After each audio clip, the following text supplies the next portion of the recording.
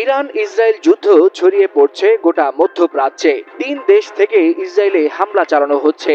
একই সাথে ৩ দিক থেকে ইসরায়েলের দিকে ধেয়ে আসছে মিসাইল, ড্রোন আর গোলাবারুদের ঝড়। এই মুহূর্তে যুদ্ধ যেন ইসরায়েলকে ঘিরে এক সর্বাত্মক আগুনে পরিণত হচ্ছে।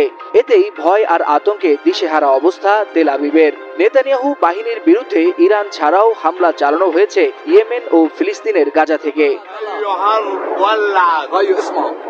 ইরানের বৃষ্টির মতো মিসাইল হামলার আতঙ্ক কাটতে না কাটতেই ইয়েমেনের বিদ্রোহীরা যুক্ত হয়েছে ইসরায়েলের বিরুদ্ধে সরাসরি হামলায়। সেই সঙ্গে গাজা উপত্যকাও চুপ করে বসে নেই। সেখান থেকেও একাধিক রকেট নিক্ষেপ করা হয়েছে ইসরায়েলের দক্ষিণাঞ্চলে।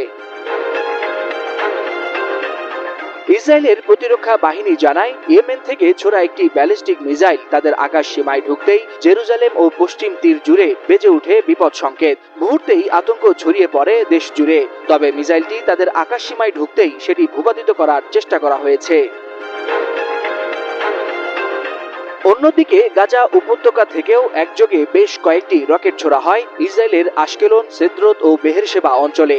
কয়েকটি রকেট ইসরায়েলের আয়রন ডোম প্রতিরক্ষা ব্যবস্থা ঠেকিয়ে দেয়। তবে দুটি রকেট আবাসিক এলাকায় আঘাত হানায় ৫ জন ইসরায়েলি আহত হয়েছে বলে জানা গেছে। তবে উত্তেজনার কেন্দ্রে এখনো রয়েছে ইরান। শুক্রবার ভোর রাতে দেশটিতে অপারেশন রাইজিং লায়ন নামে আকস্মিক সামরিক অভিযান চালায় ইসরায়েল। এই হামলার লক্ষ্যবস্তু ছিল তেহরানের সামরিক ঘাঁটি, পরমাণু স্থাপনা ও ক্ষেপণাস্ত্র কারখানা।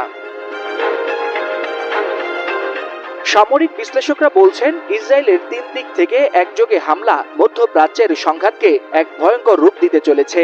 বিশেষত ইয়েমেন ও গাজার সক্রিয় অংশগ্রহণে যুদ্ধের জাল ছড়িয়ে পড়তে পারে আরব বিশ্বের অধিকাংশ অঞ্চলে।